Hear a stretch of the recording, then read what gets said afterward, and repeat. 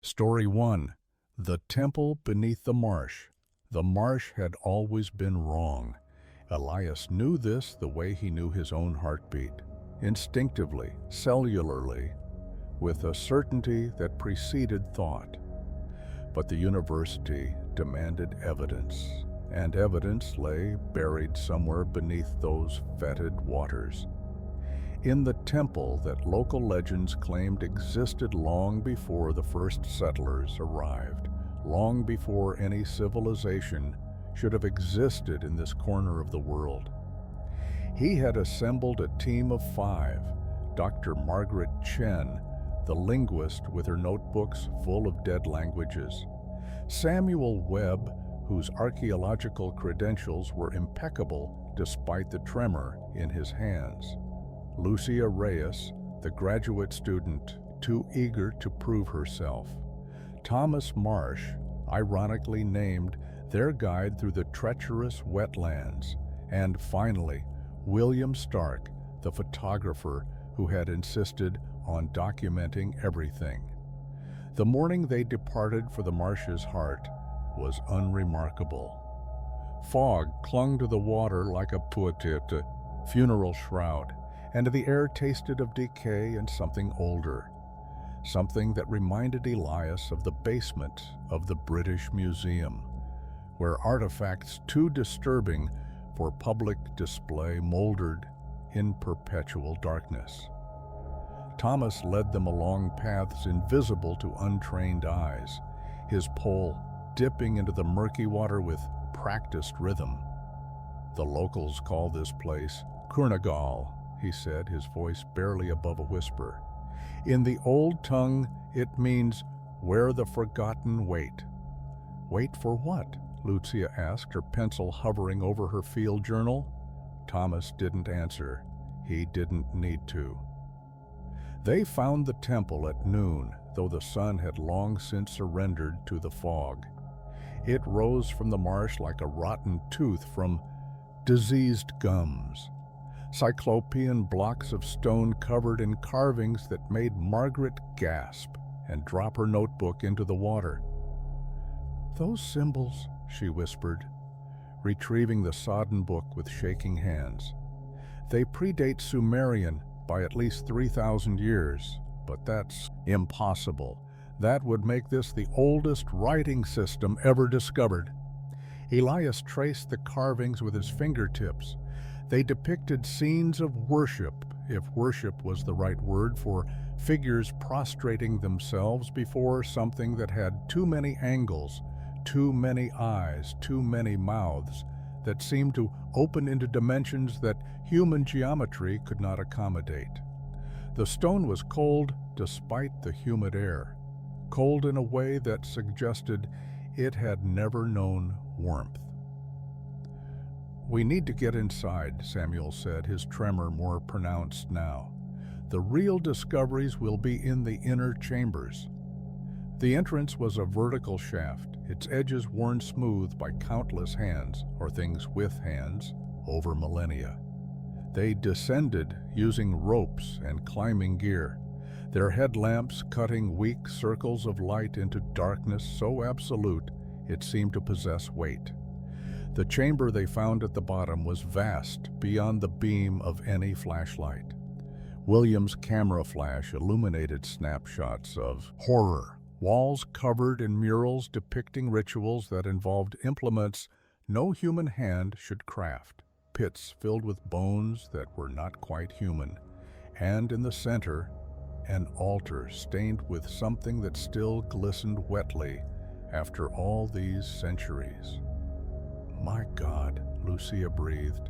"How many died here?" "Not died," Margaret said, her voice strange and distant. She had wandered toward a wall covered in text, her fingers moving across the symbols as if drawn by invisible strings. "Not died, changed, transformed." The texts speak of a gateway, a threshold between what is and what waits. This wasn't a place of sacrifice, it was a nursery. A nursery for what? Elias demanded. The answer came not from Margaret, but from the darkness beyond their lights, a sound that was almost language, almost music, almost the sound a throat might make if it had evolved in an atmosphere of different elements under a sun of a different color. Thomas screamed first. His headlamp caught movement in the shadows, something that unfolded from a space too small to contain it, something that wore the darkness like a second skin. When his light found it fully, Elias understood why the carvings had seemed so wrong, so alien. They were not depictions, they were portraits. The creature that emerged from the temple's depths moved with a fluidity that mocked gravity, its form constantly shifting between states of matter that human language had no words for. Eyes, if they were eyes, opened across its surface like wounds, each one fixing upon a different member of the party with an intelligence that was ancient when the first cells divided in Earth's primordial oceans. Samuel ran. He made it perhaps 10 steps before something extruded from the creature's mass and caught him, pulling him into itself with a sound like wet cloth tearing. His screams lasted longer than they should have, far longer, as if time itself operated differently within that impossible form. William raised his camera, some primal instinct insisting on documentation even in the face of extinction. The flash illuminated the creature fully for one eternal instant, and Elias saw things that would repeat in his nightmares until his death. Geometries that contradicted each other, orifices that led to places beyond space, and worst of all, faces, human faces embedded in the thing's flesh, their mouths still moving, still screaming silently, still alive after a fashion. "The texts," Margaret said, her voice calm with the serenity of madness. "They say the keepers need vessels, human bodies to anchor themselves to this reality.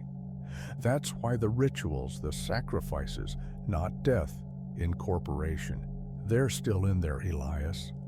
Everyone who ever entered this temple, still conscious, still aware, forever." The creature moved toward them with terrible patience, knowing there was no escape.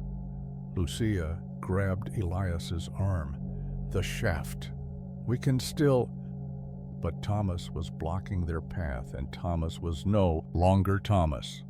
His face split vertically as they watched, revealing something that looked back at them with an expression that might have been curiosity or hunger.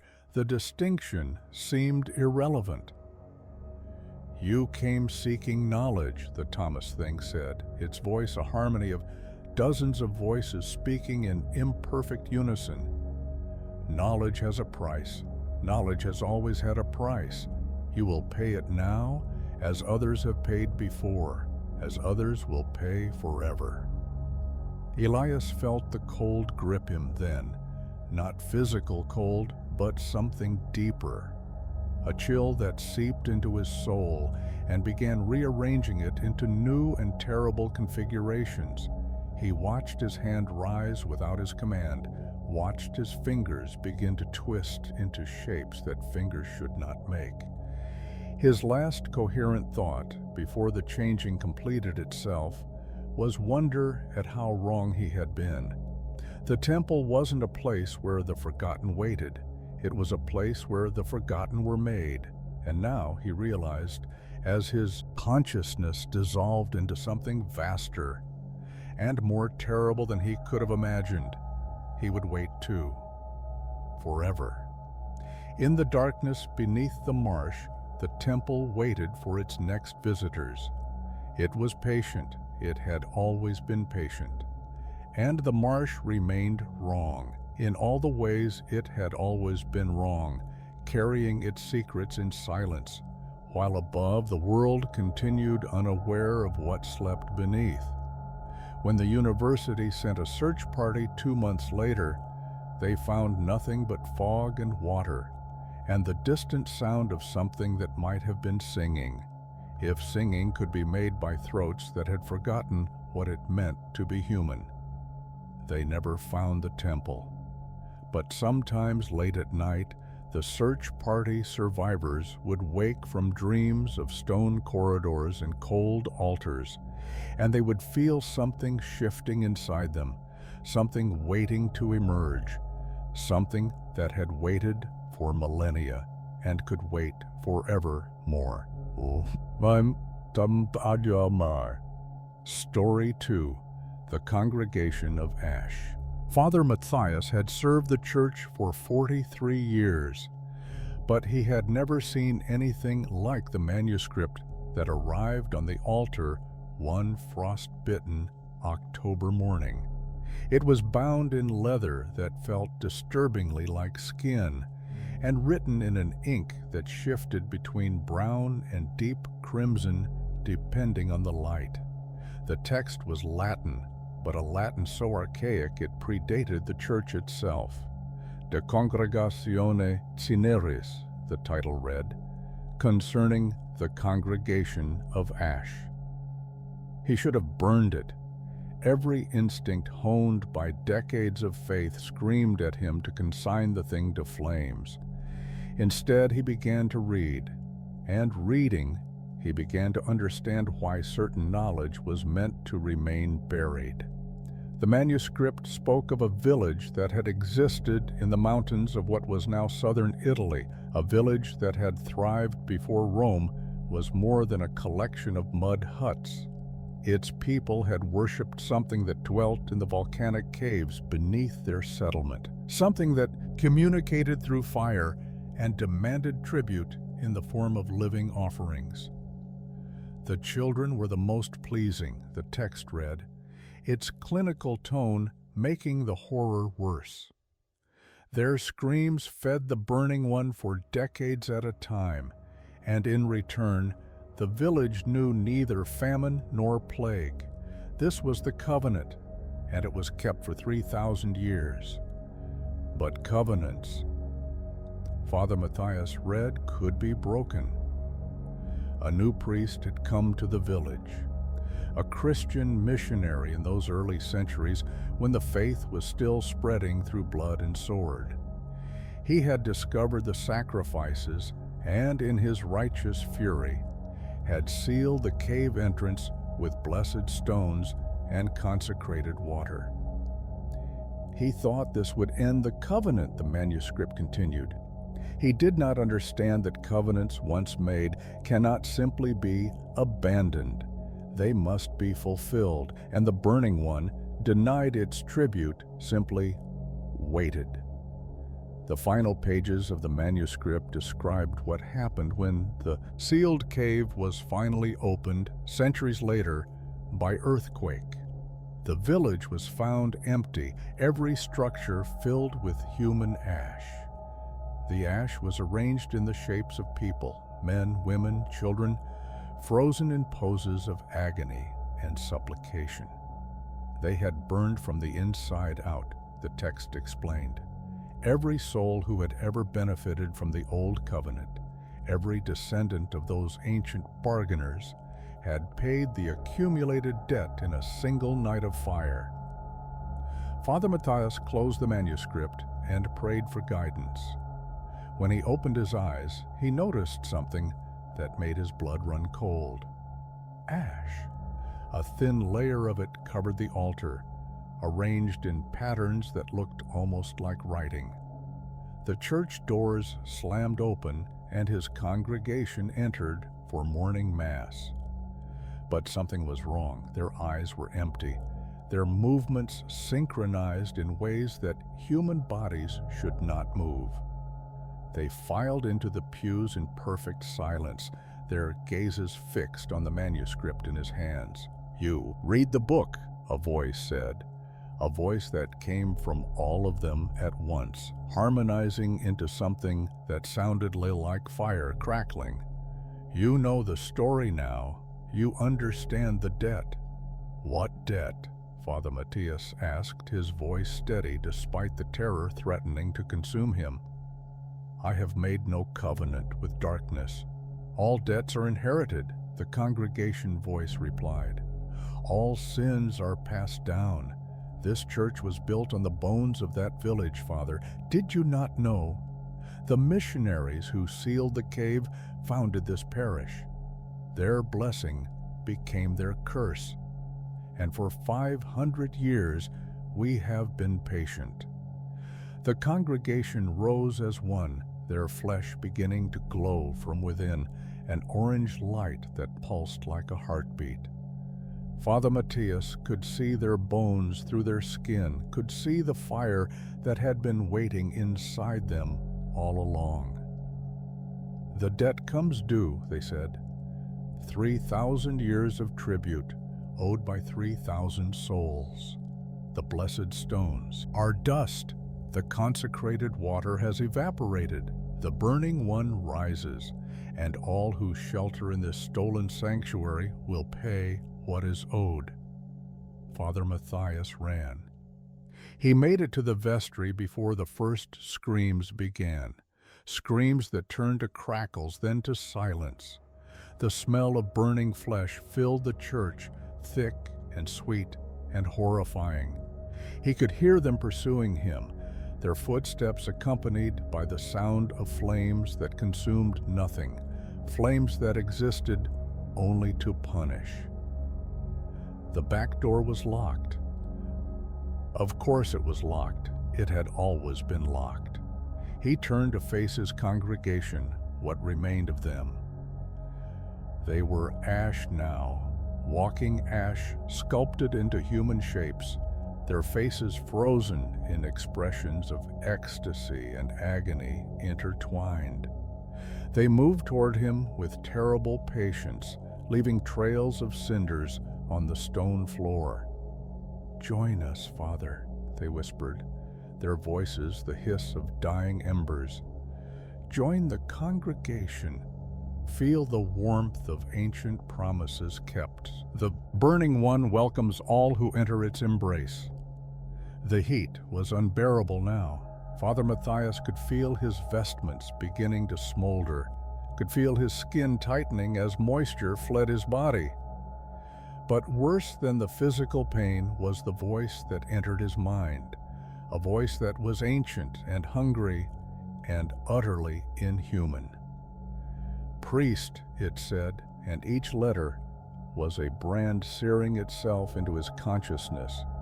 "Your God abandoned this place long ago, but I remained. I always remain, and I am so very hungry." Father Matthias opened his mouth to pray, to recite any of the thousands of prayers he had memorized over his decades of service. But no words came. The heat had stolen his voice, his breath, his very thoughts. In the end, there was only fire. They found the church 3 days later when the bishop sent someone to investigate why Father Matthias had missed his regular reports. The building was intact, not a scorch mark on the ancient stones, but inside, every surface was covered in ash, human ash. The forensic teams would later determine. At least 200 people's worth, though the parish records only showed 43 regular attendees. The ash was arranged in patterns that the investigators tried to ignore, patterns that looked like words in a language no one could read, patterns that seemed to shift when viewed from the corner of the eye. The church was demolished a month later, its stones scattered to the four winds, but the manuscript was never found.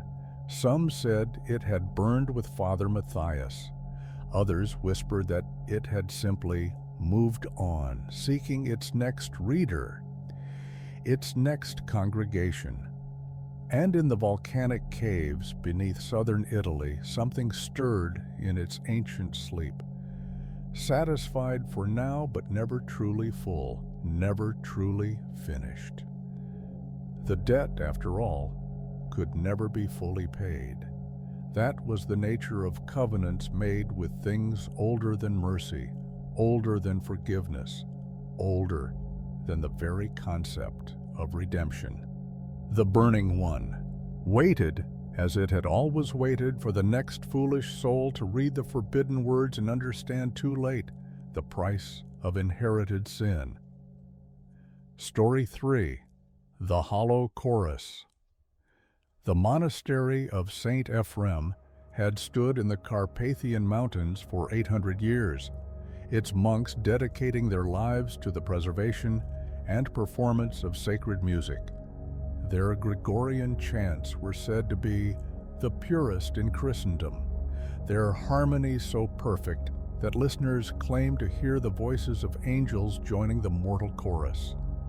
But there was one piece they never performed, one composition that existed only in a locked vault beneath the chapel, its manuscript pages bound in chains blessed by a pope whose name had been struck from all official records. The monks called it Cantus Vacuus, the hollow song, and the mere mention of it was enough to make the eldest brothers cross themselves and whisper prayers of protection. Sister Maria discovered the piece by accident. She was a musicologist from the Vatican, sent to catalog the monastery's extensive archives as part of a project to digitize medieval sacred music. The monks had been reluctant to grant her access, but a direct order from Rome left them no choice. For 3 months, she had worked through their collection without incident, marveling at the beauty and historical significance of their holdings. Then she found the hidden room. It was behind a false wall in the deepest level of the archive, revealed when she moved a shelf to chase a manuscript that had fallen. The chamber beyond was small and cold, its walls carved with symbols that made her think of protection, of containment, of desperate last measures against something terrible.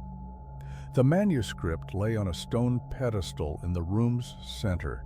Its pages were yellow with age, its notation unlike anything she had ever seen, notes that seemed to occupy spaces between the standard positions, intervals that violated every principle of Western music theory, and the text, written in a script that predated Latin, seemed to writhe under her gaze like something alive and aware of being observed. "You should not be here," a voice said behind her. She turned to find Abbot Constantin, his ancient face grave with an emotion that went beyond mere concern. Fear, she realized. The old man was terrified. "This piece," she said, gesturing to the manuscript. "What is it?"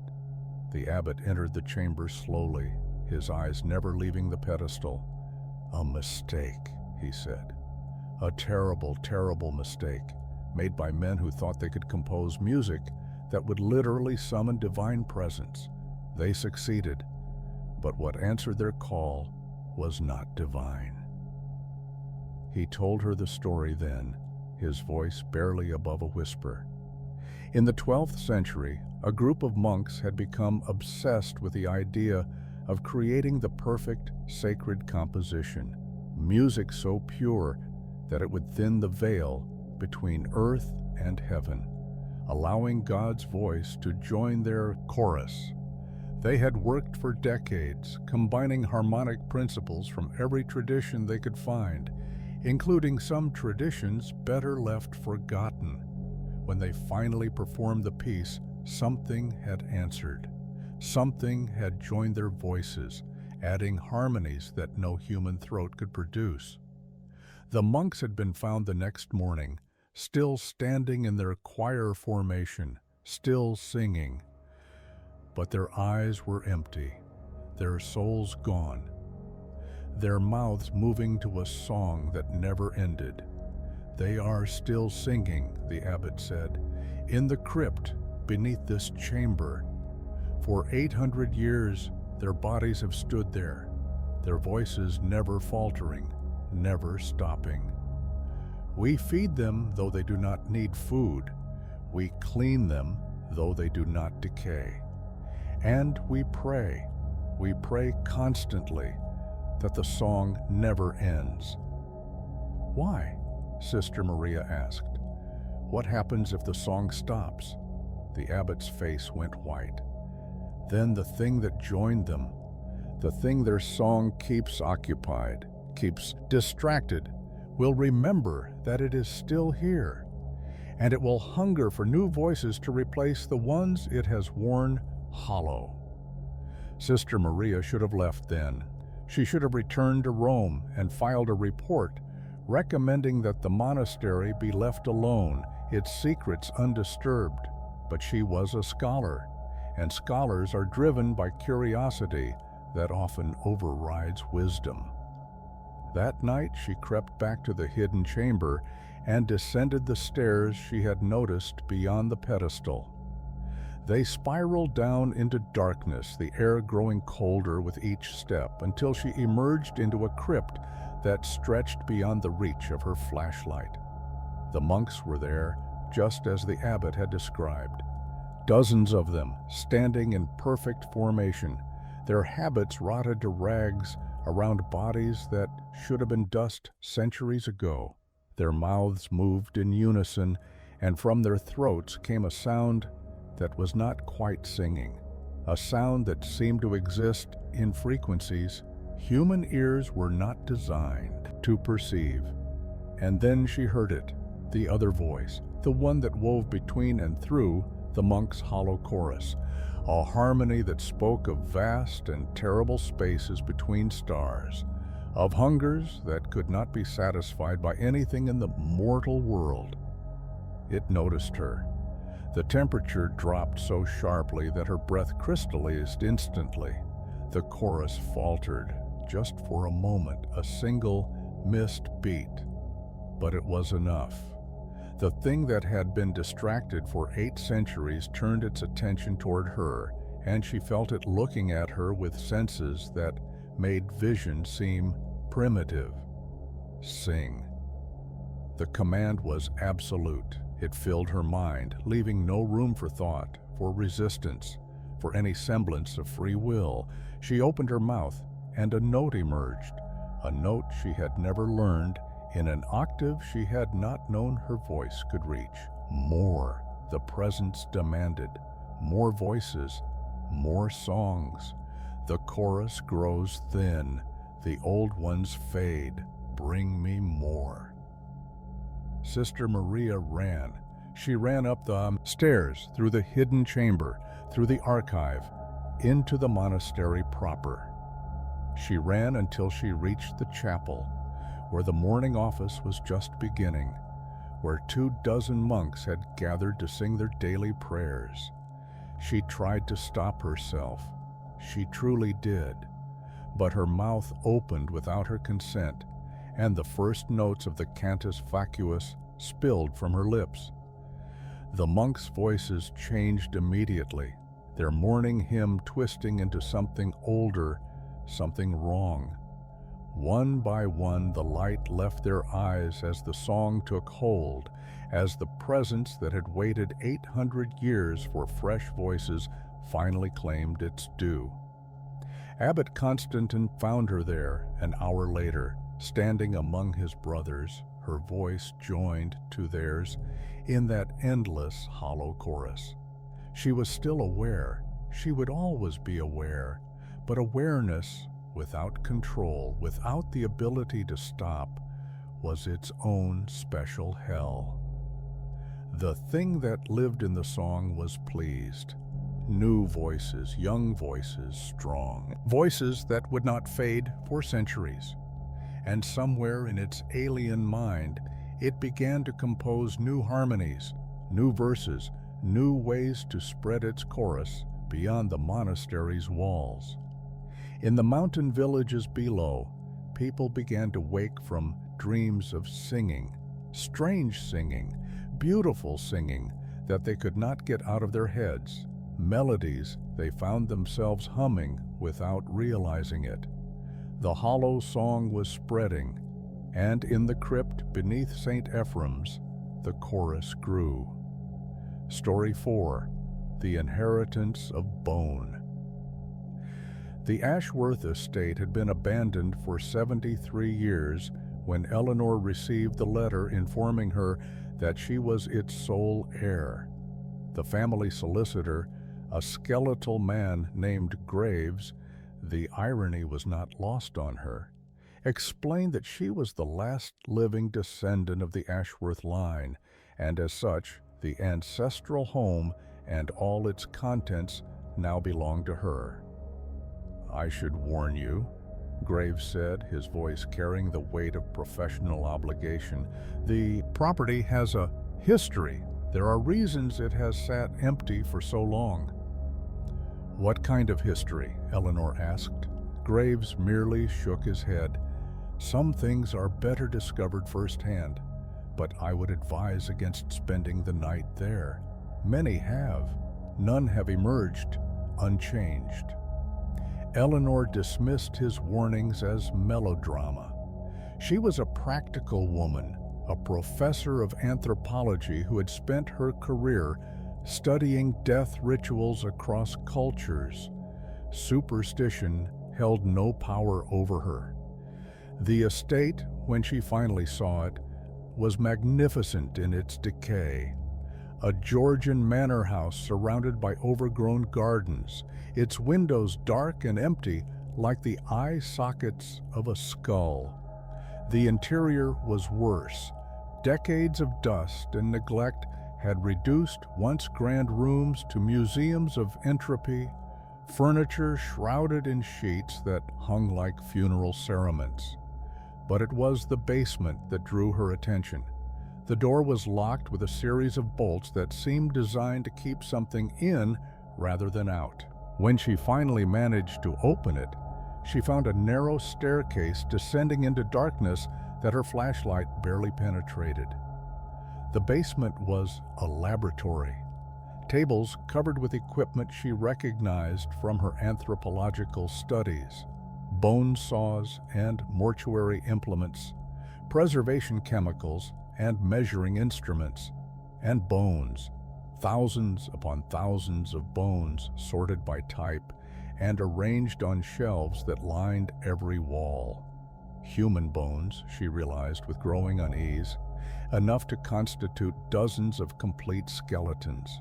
A journal lay open on the central table, its pages brittle with age. The handwriting was cramped but legible, and as Eleanor read, she began to understand the true nature of her inheritance. Lord Percival Ashworth, her great-great-grandfather, had been obsessed with death, not with preventing it, that was a fool's errand, but with conquering it.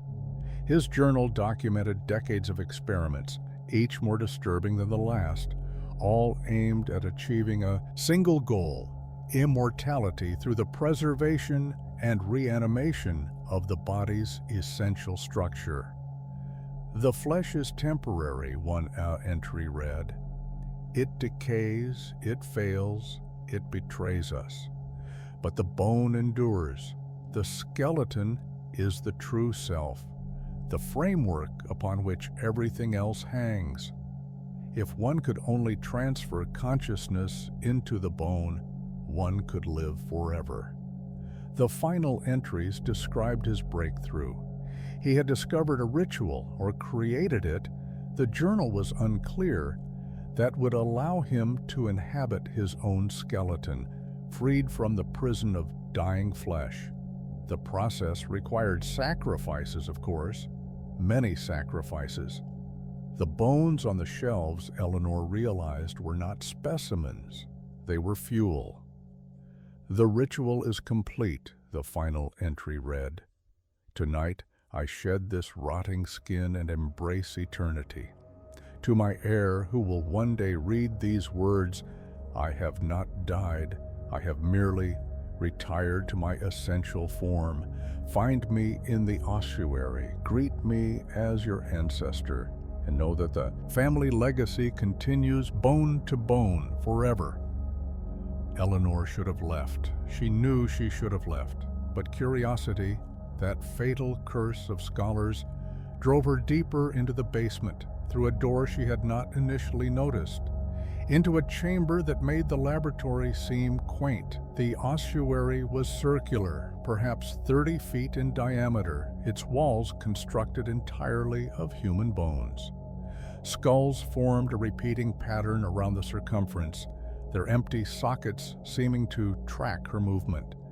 The floor was a mosaic of teeth and vertebrae, and in the center, seated on a throne built from femurs and tibias and pelvises, was a skeleton. It was dressed in the rotting remnants of Victorian finery, its skull tilted slightly to one side, as if regarding her with amused curiosity. And as Eleanor watched, unable to move, unable to breathe, the skeleton raised one bony hand in greeting. "Descendant," it said, its voice emanating from somewhere that was not quite the physical world. "You have come at last. I have waited so long for one of my blood to visit, to continue the work, to join the eternal family." The skull's jaw clacked in what might have been a smile.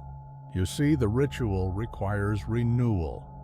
Every generation, the bones must be fed, new sacrifices to maintain the immortality, and who better to provide those sacrifices than family, blood to bone, as it were." The bones in the walls began to move, skulls turned to face her, hands emerged from the ossuary floor, grasping at her ankles. The air filled with a sound like 1,000 joints cracking, 1,000 teeth grinding, 1,000 hollow voices whispering her name. "The family was always large," the skeleton explained conversationally. "Your great-grandfather, your grandmother, your aunts and uncles and cousins, they all came eventually. They all joined the collection. And now, dear Eleanor, it is your turn."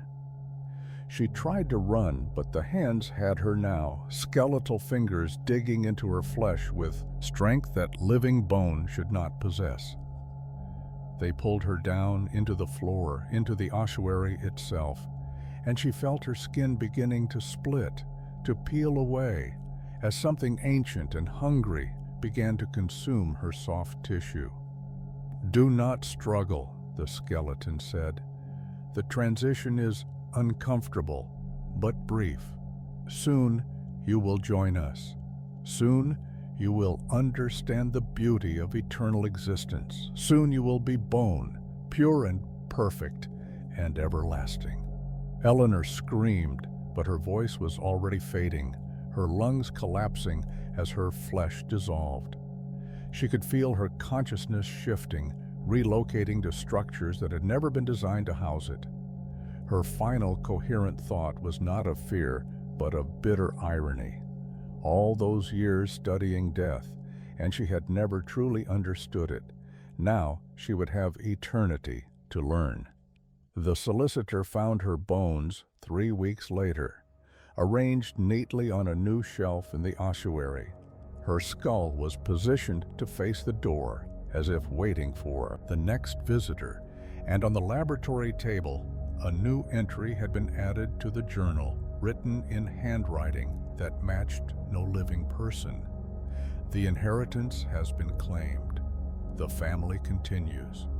We wait now for the next descendant, the next addition to our eternal assembly. The bones remember, the bones endure, and the bones are always hungry." The estate was sealed again, its doors bolted, its secrets buried. But somewhere in the county records office, a list was being prepared, a list of distant Ashworth relatives who had no idea of their connection to the cursed bloodline. In the ossuary, skulls grinned in anticipation. The family would grow. Story Fay, the festival of the Faceless. The village of Draugrmoor had existed for centuries in the mountains of Eastern Europe, its inhabitants living lives so isolated that even neighboring communities forgot it existed for decades at a time. Its traditions were old, older than Christianity, older than the Roman occupation, older than memory itself. Thomas Reed was a folklorist specializing in Slavic mythology when he first heard of Krovokamen's annual festival of the Faceless. His informant, a dying professor at Charles University, had spoken of it in terrified whispers. A ritual performed every midsummer in which the villagers donned masks carved from human bone and danced through the night to appease something that lived in the caves beneath the village. "Do not go there," the professor had warned with his final breath. "Some knowledge destroys those who seek it." Thomas went anyway. Academic curiosity has killed more scholars than any plague. The journey took 3 days, first by train, then by bus, then by foot along trails that seemed designed to discourage travelers. When he finally emerged from the forest into Krovokamen's valley, the sun was setting, and the village was preparing for what was clearly a celebration. The inhabitants regarded him with a mixture of surprise and something else, an emotion he couldn't quite identify, but that made him profoundly uncomfortable. They were a strange people, pale and angular, with eyes that seemed to reflect light in ways human eyes should not. When they spoke, their accents were so thick he could barely understand them, and their words often included terms from no Slavic language he had ever studied. "You come for the festival," the village elder said. It was not a question. "I'm a scholar," Thomas explained. "I study old traditions. I mean, no disrespect." The elder smiled, revealing teeth that were too numerous and too sharp. "No disrespect taken. Guests are welcome at the festival, very welcome. We have not had an outside guest in many, many years." They gave him a room at the village's single inn, a cramped space with windows that had been nailed shut. The innkeeper, a woman whose face seemed somehow wrong, though Thomas couldn't identify exactly how, brought him supper, a stew that smelled of meat, couldn't identify, and herbs that made his head swim pleasantly. He slept deeply that night, and his dreams were of dancing figures in bone masks, whirling through darkness while something vast and hungry watched from beneath the earth. He woke to the sound of drums. The festival had begun. The entire village had gathered in the central square, surrounding a great bonfire that burned with flames of an unsettling green hue.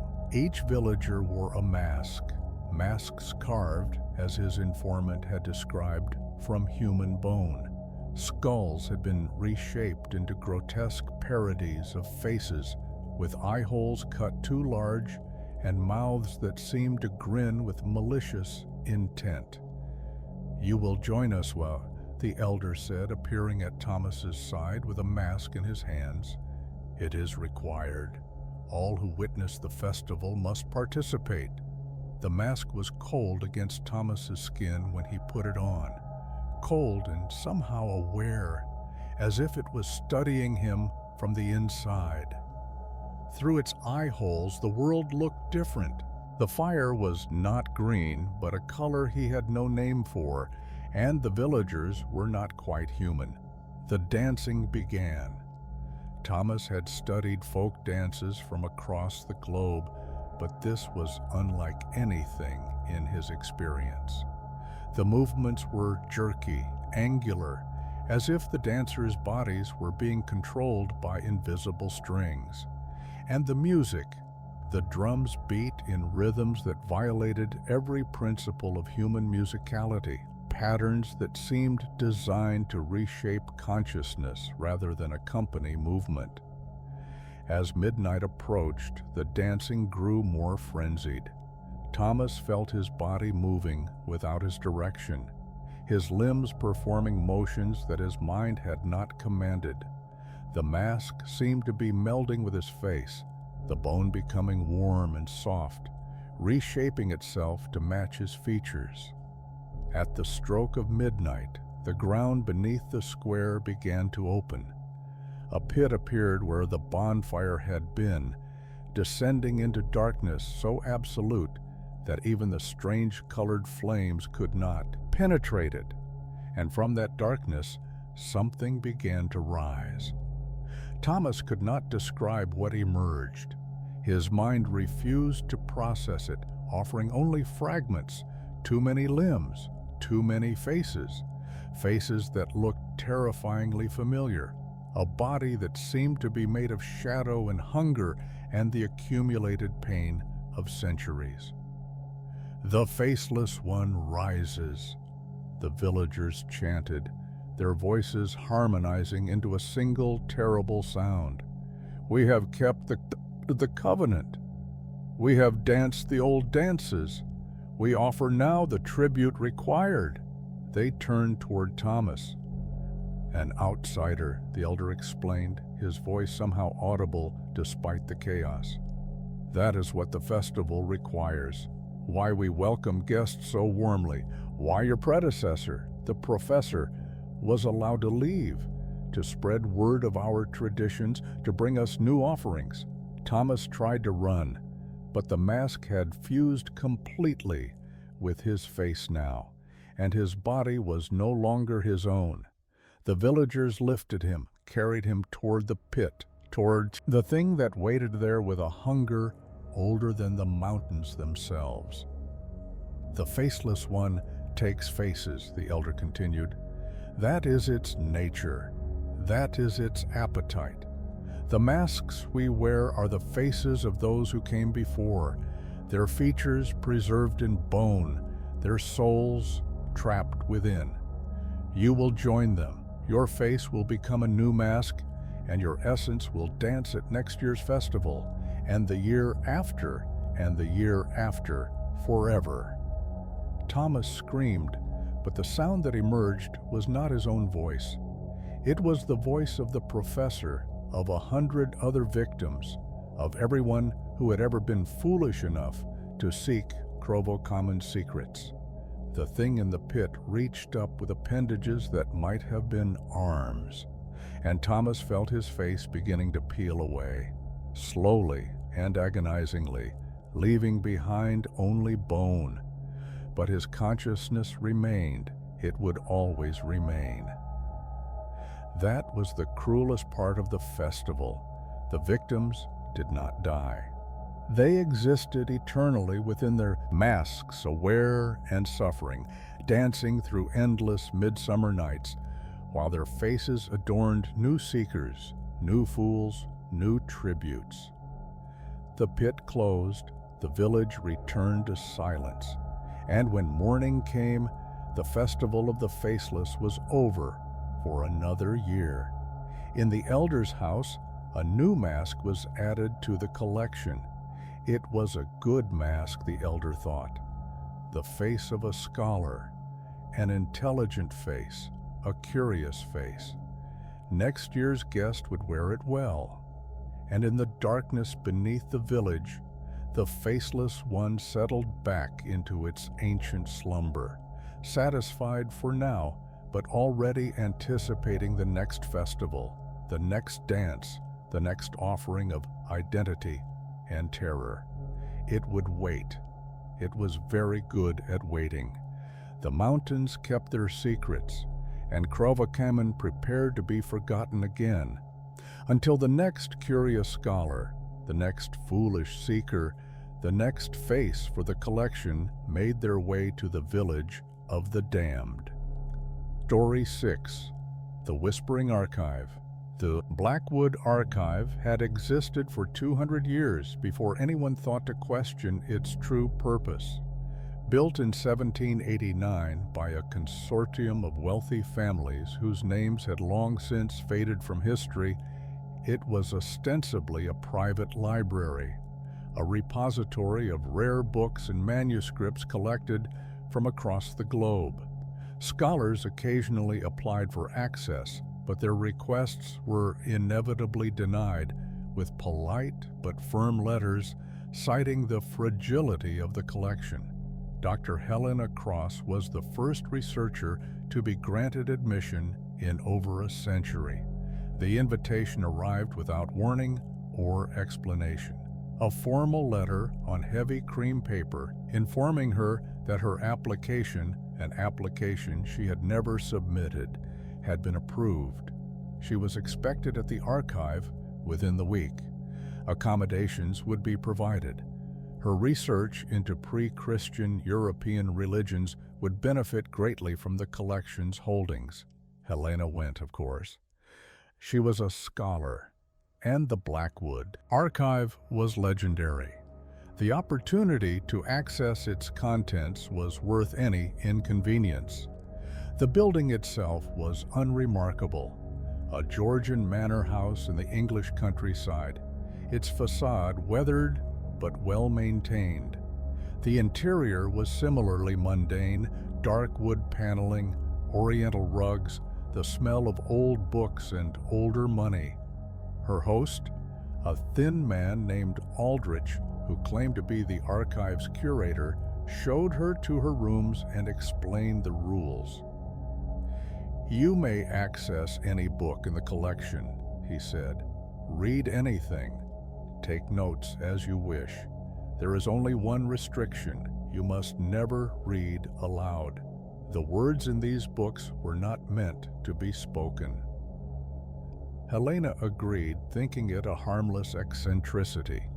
The collection was extraordinary. Manuscripts she had only seen referenced in footnotes, books believed lost in fires or wars, texts in languages so obscure that she needed hours just to identify their origins.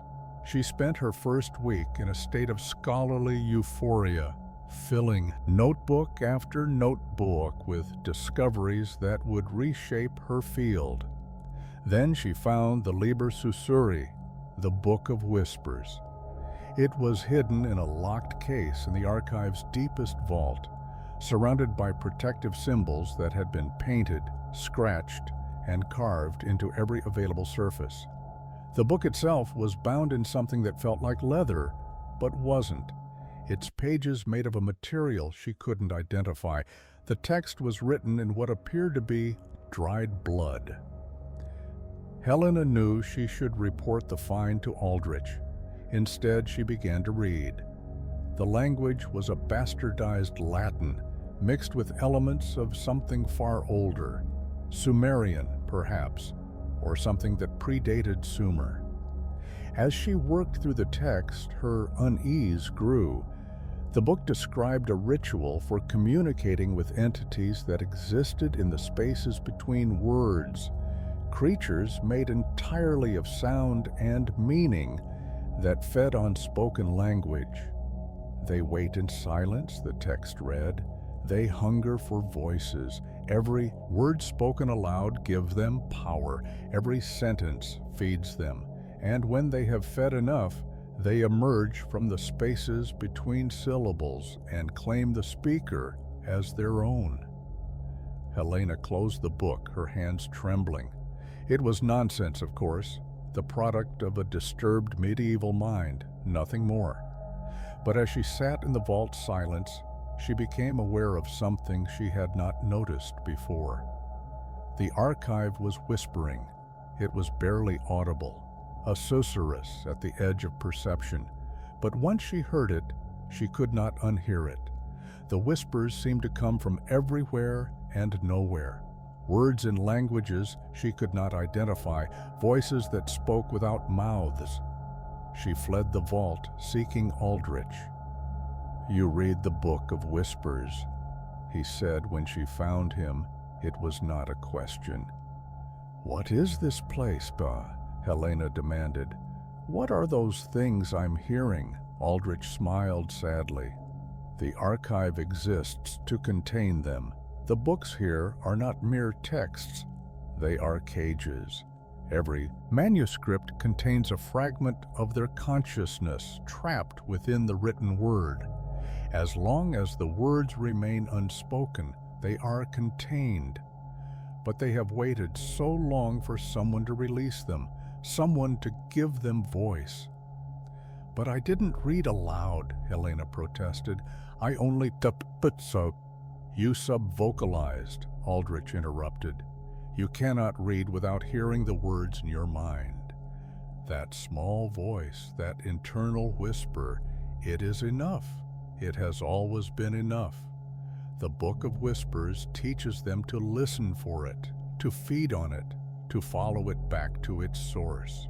The whispers were louder now. Helena could almost make out individual words, her name, repeated over and over in voices that were not quite human. "They know you now," Aldrich said. "They have tasted your voice. They will not stop until they have consumed it entirely." "Then how do I stop them?" Helena shouted. Aldrich shook his head. "You cannot. Once they have found a voice, they follow it forever. The only way to silence them is to silence yourself." He paused. "Or to give them another voice to pursue, someone who will read, who will whisper, who will draw them away from you."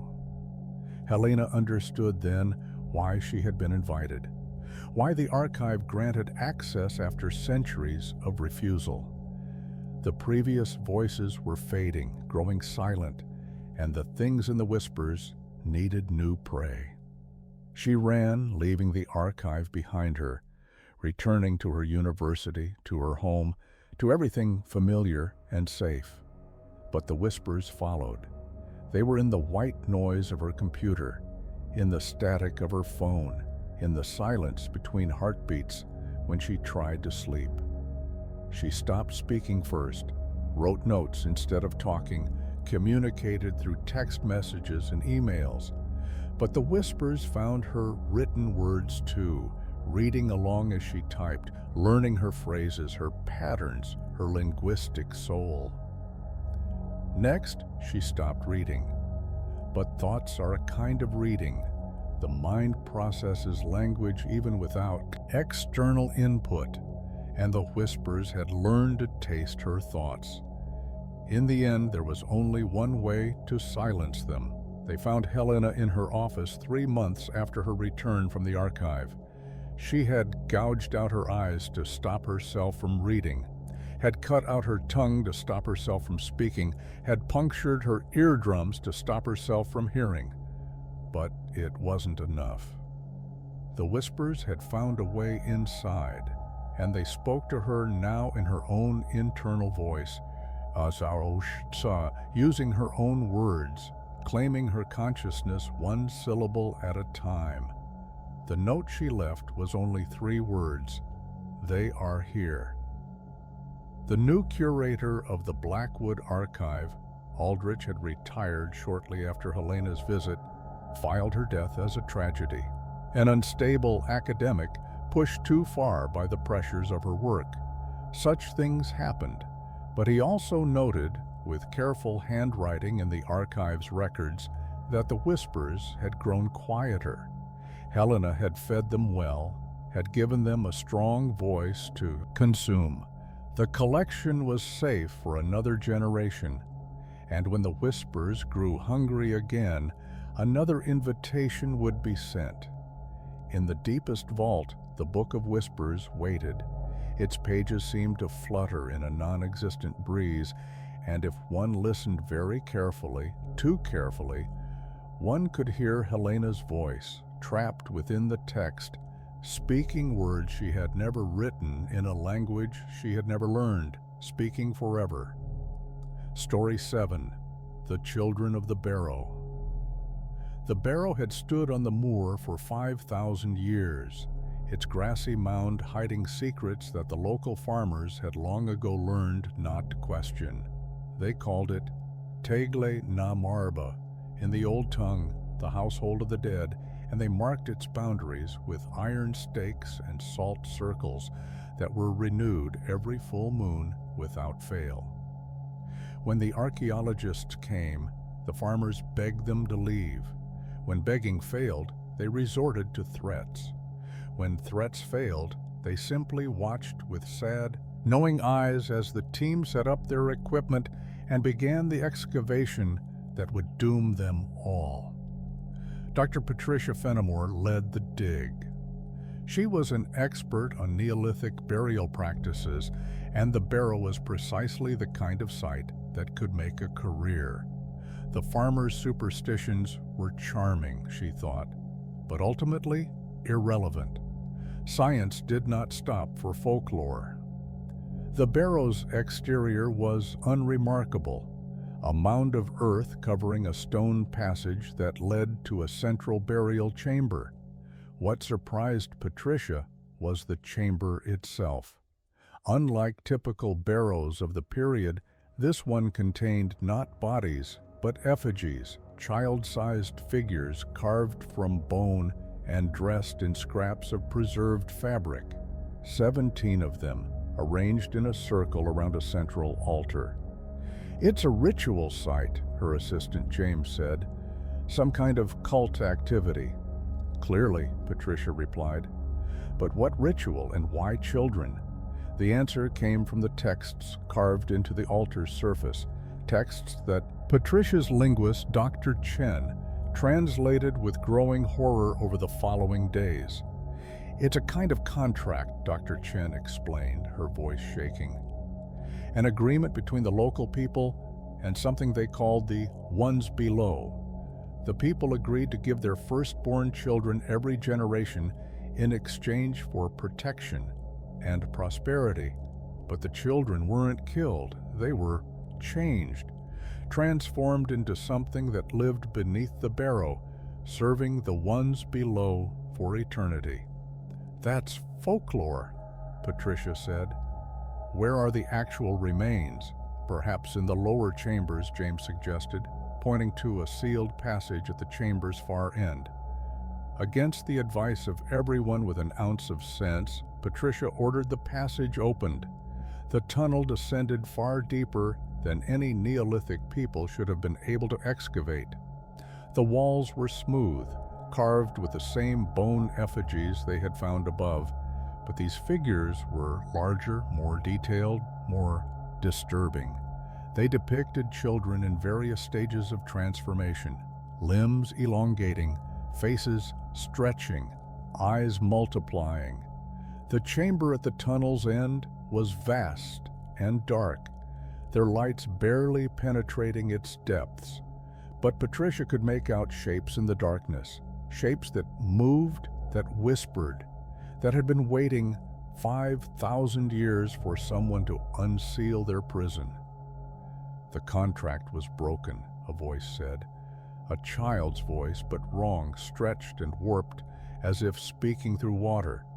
"Your people forgot us. They stopped sending the offerings. They sealed the passage. They left us here alone with the ones below." More voices joined in, a chorus of children's voices that had not been children for millennia. "But you have come. You have opened the way, and the contract must be honored." They emerged from the darkness then, and Patricia finally understood what the effigies depicted. The things that had been children were still vaguely child-shaped, but their proportions were wrong. Limbs too long and jointed in too many places, faces that had too many features arranged in patterns that made no geometric sense. They moved like spiders, like insects, like things that had forgotten how human bodies were supposed to work. "We are hungry," the children said. "We have been so hungry. The ones below have not fed us in so long. But now you have come. Now the passage is open. Now we can feed again." James screamed and ran. He made it almost to the passage entrance before one of the children caught him, moving with impossible speed. His screams lasted for a very long time. Patricia tried to negotiate. "We can bring offerings," she pleaded. "We can restore the contract. Just let us go." The children laughed, a sound like broken glass being crushed. "The contract cannot be restored. The old ways are forgotten. But we have learned patience. We have learned to take what we need, and you have brought us so many new possibilities." they showed her then what they meant. In the chamber's depths, cocooned in webs of something that looked like bone silk, her entire team hung suspended. They were still alive. She could see them breathing, see their eyes moving, but something was growing inside them, reshaping them, transforming them into new children for the household of the dead. It takes time, the children explained, months for the full transformation, years before you forget you were ever anything else. But there is no rush. Time has no meaning in the Barrow, and the ones below are patient. They wrapped Patricia in the same bone silk, suspending her beside her colleagues. She could feel something entering her body through the cocoon, thousands of tiny filaments burrowing through her skin, reaching her bones. Beginning the slow process of reconstruction, the children gathered around her, watching with eyes that held no trace of humanity. "Sleep now," they whispered. "Dream of the ones below. When you wake, you will be one of us. You will hunger as we hunger, and you will serve the household forever." Patricia tried to scream, but the silk had filled her mouth, was pushing down her throat, was becoming part of her. She could feel her consciousness fading, being replaced by something older and darker and infinitely patient. The last thing she heard before the transformation took her was the sound of children singing, a nursery rhyme from 5,000 years ago, in a language that had not been spoken since before the pyramids rose. On the moor above, the farmers renewed their salt circles and iron stakes. They had tried to warn the outsiders. They had done their duty. Now they could only pray that the household would be satisfied with the offerings fate had provided and would not come seeking more. But late at night, if one listened carefully, one could hear singing from beneath the Barrow.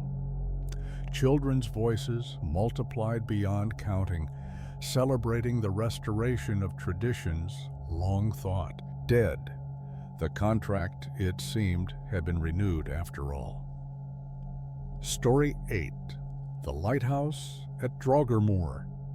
The lighthouse at Draugrmoor had been automated in 1962, its last keeper dismissed, and its mechanisms converted to run without human oversight. For 60 years, it had functioned perfectly, its beam sweeping across the treacherous waters of the North Atlantic, warning ships away from the rocks that had claimed hundreds of vessels over the centuries. Then the light began to change. Coast Guard officer Sarah Henriksen was dispatched to investigate after multiple ships reported anomalies. The lighthouse's beam, normally a steady white, had been seen flickering through colors that no lighthouse should produce. One captain, badly shaken, had described the light as malicious and had refused to say more. Sarah arrived at Draugrmoor on a gray November day, the sea churning beneath an iron sky. The lighthouse stood on a spit of rock, connected to the mainland by a narrow causeway, its white tower stained with salt and age. Everything about it seemed normal until she approached the door. It was open, not unlocked. Open, as if someone inside had been expecting her. The interior was exactly as the historical records described. A ground floor storage area, a spiral staircase leading up through the keeper's quarters to the lamp room at the top. But something was wrong. The air was cold, too cold for a sealed building, and there was a sound just below hearing, a rhythmic vibration that seemed to come from the walls themselves. Sarah climbed the stairs, her flashlight cutting through darkness that seemed reluctant to yield. The keeper's quarters were undisturbed, frozen in 1962. the previous occupant's belongings still arranged as if he had merely stepped out for a moment. Books on navigation, photographs of family, a Bible open to a passage in Revelation. It was the lamp room that held the answers. The mechanism was running. She could see the light rotating, could feel the heat from the massive lens, but the beam itself was wrong. It wasn't white light that emerged from the housing. It was something else, something that cast shadows in directions that light shouldn't cast them, something that made her eyes water and her mind recoil. And in the center of the mechanism, suspended somehow within the rotating lens, was a figure. It had been a man once. The keeper, she realized. She recognized his face from the photographs below, but he had been transformed, his body fused with the lighthouse itself, his flesh intertwined with glass and metal, his eyes replaced by smaller versions of the great lens that amplified his suffering into that terrible beam. "Please," the figure whispered, its voice emerging from speakers she couldn't see. "Please make it stop." Sarah stumbled backward, her training forgotten, her professionalism overcome by raw terror. "What happened to you?" The figure laughed, a sound like breaking waves and grinding glass. "The ships," it said. "So many ships, so many deaths on these rocks. The sea took them, and the sea remembers. The lighthouse was built to prevent more deaths, but the sea was hungry. It made a deal with me. It would release me from my duty if I agreed to become the light." The figure's face contorted in agony as the mechanism rotated, pulling at the flesh and metal that joined them. "But I didn't understand. The sea doesn't want to warn ships away. It wants to draw them in. The light I cast now, it doesn't warn, it summons. It calls ships to their doom the way a candle calls moths, and every death feeds it. Every soul joins me here, in the lamp, adding their suffering to the beam." Sarah looked more closely at the light and saw that the keeper was not alone. Dozens of faces were visible in the lens, hundreds, all of them screaming silently as the mechanism turned, as their agony was broadcast across the black water. "How do I stop it?" Sarah demanded. "You don't," the keeper replied. "The sea always collects its debts. You came here because the light called you, the way it calls the ships. You felt it, didn't you? The urge to investigate, to climb the stairs, to look at the light?" Sarah realized with horror that he was right. She had felt a compulsion, a need to reach this place that had overcome all caution and common sense. "Now you're here," the keeper continued. "Now you've seen, and now you can never leave. The sea has marked you. When you die, and you will die, soon, because the sea is impatient, your face will join ours in the lamp. Your suffering will power the light, and the light will call more ships, more souls, forever." The beam swept across Sarah's body, and she felt something shift inside her, a connection forming, a chain wrapping around her soul. She was bound to the lighthouse now, just as the keeper was, just as all the drowned sailors were. "Run if you want," the keeper said. "It changes nothing. The sea is patient. The sea always wins." Sarah ran. She descended the stairs, crossed the causeway, reached her car, drove away as fast as the narrow coast roads allowed. But that night, she dreamed of the lighthouse, of the faces in the lamp, of her own face taking its place among them. When she woke, she found salt water in her lungs. She lasted 3 more weeks.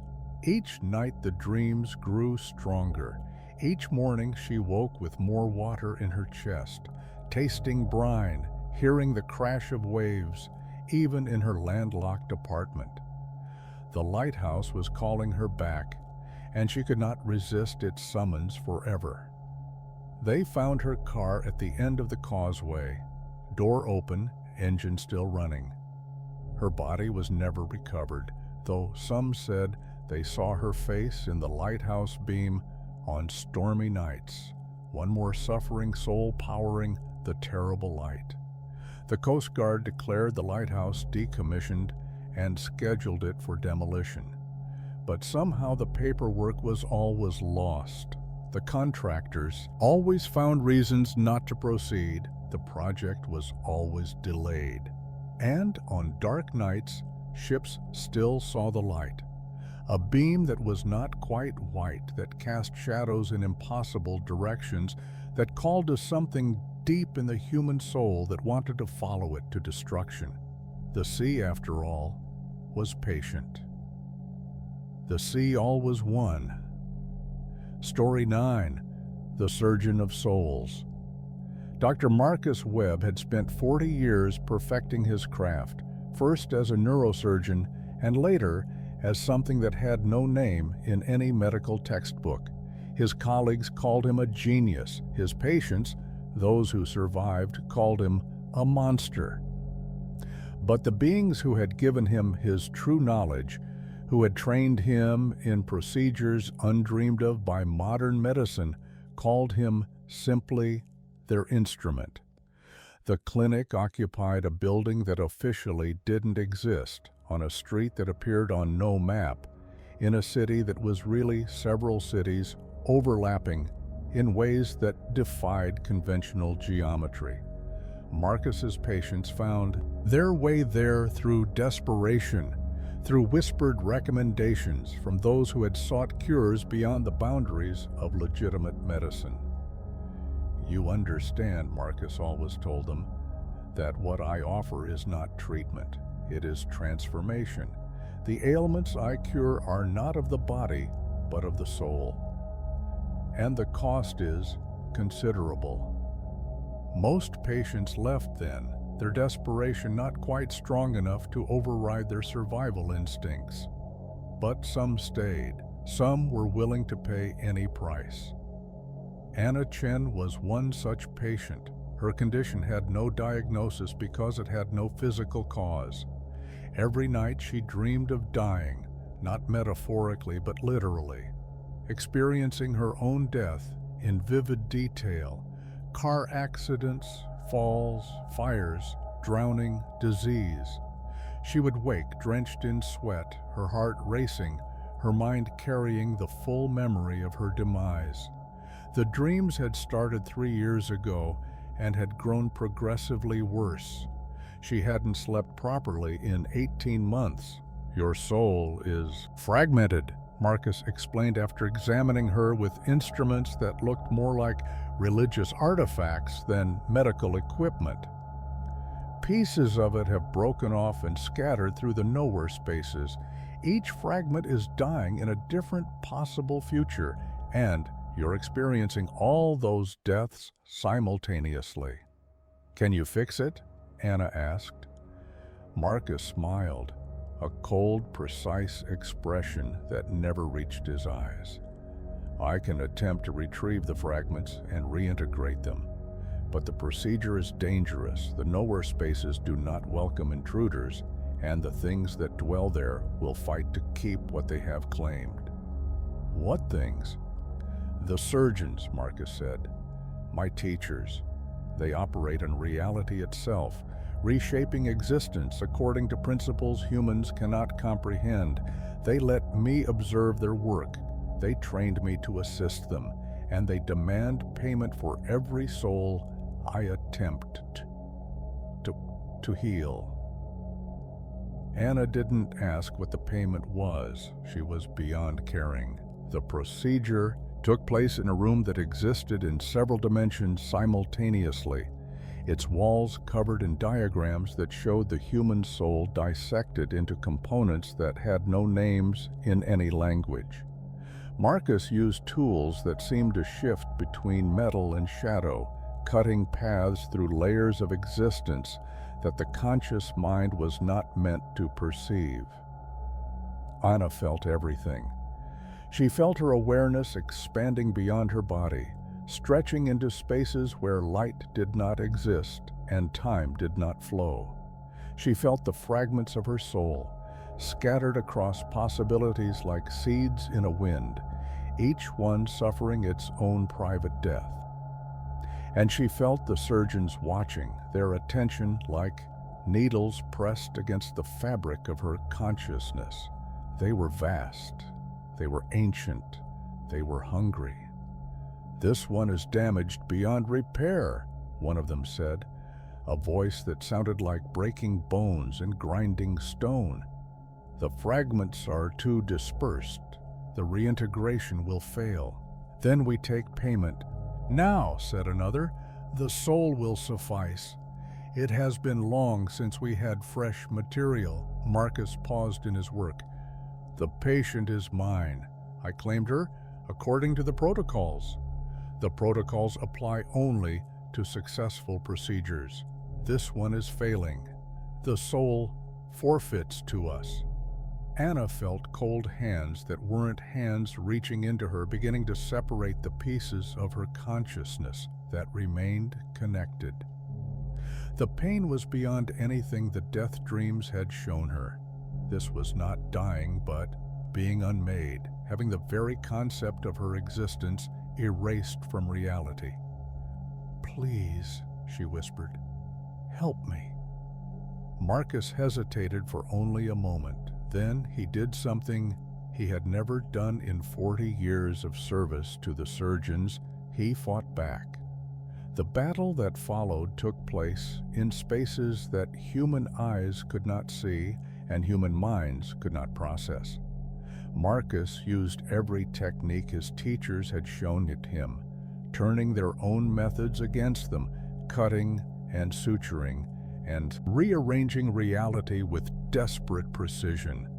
When it was over, Anna found herself back in the clinic, her body intact, her soul, for the first time in 3 years, whole. But Marcus was not unscathed. Where his face had been was now a smooth expanse of scarred tissue, featureless as an egg.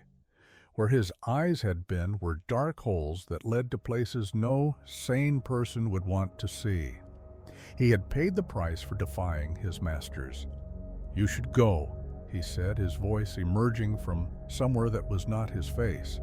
"They will come for me soon, for what I have done, and when they come, anyone nearby will be taken as well."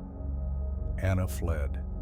Behind her, the clinic began to fold in on itself, reality collapsing as the surgeons arrived to claim their wayward instrument. Marcus Webb, who had healed souls for 40 years, faced his former teachers for the last time. What they did to him was not surgery. It was something worse. A procedure for which no word exists in any human language.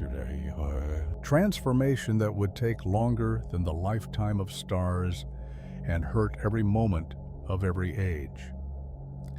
Anna never dreamed of dying again, but sometimes in the depths of dreamless sleep, she would hear a sound that might have been screaming, emanating from dimensions she had briefly touched. She never spoke of Dr. Webb or his clinic. She never answered when others asked about the cure for her impossible condition. Some things, she had learned, were better left forgotten. Some surgeons never stopped operating. Story 10. The Cradle in the Crypt. Beneath the Whitmore estate, in a crypt that the family had kept sealed for 200 years, something had been waiting to be born. Rebecca Whitmore learned of the crypt's existence only after her grandmother's death, when the family solicitor handed her a letter written in handwriting she recognized. The letter was dated 60 years in the past, addressed to whoever would inherit the estate, and its contents made Rebecca's blood run cold. "My dear successor," it began, "there are things about our family you must know, things that have been hidden for generations to protect the innocent. In the crypt beneath the west garden, you will find a cradle. In the cradle, you will find something that is not quite a child, but has never stopped growing. We call it the youngest, though it is older than any of us. It must never be allowed to mature. It must never be allowed to wake. Read the instructions I have enclosed carefully. Follow them precisely. The fate of our bloodline depends upon it. Rebecca found the crypt exactly where her grandmother had indicated, beneath a weathered stone inscribed with warnings in Latin that she did not need to translate. The passage led down through bedrock, its walls covered in the same warnings, each one more desperate than the last.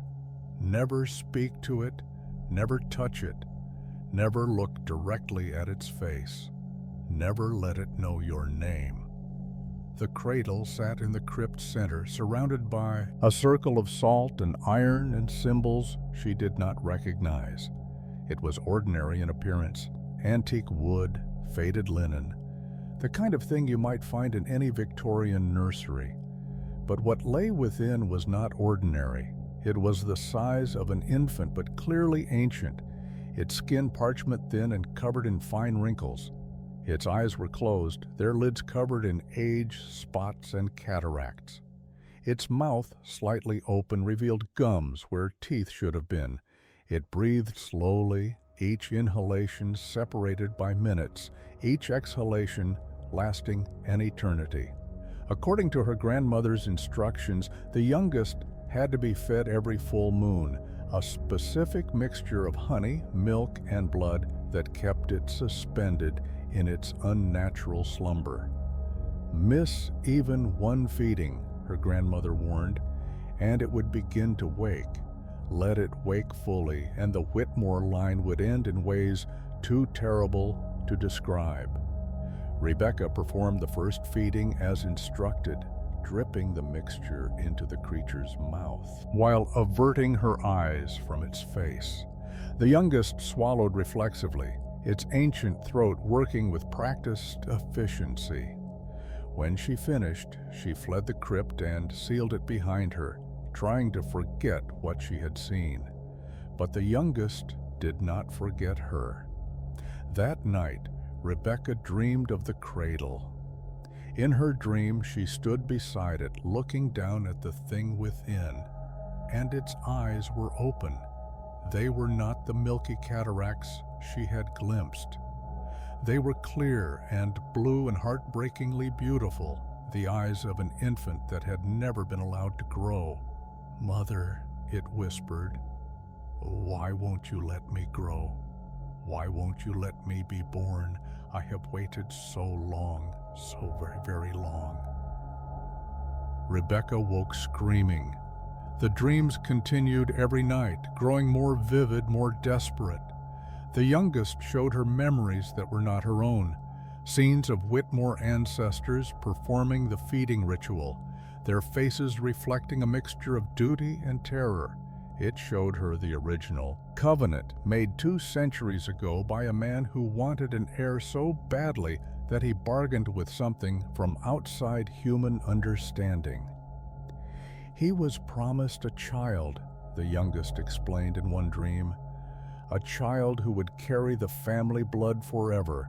But the child was me, and I was wrong, born too old, too knowing, too hungry for the life I had been promised.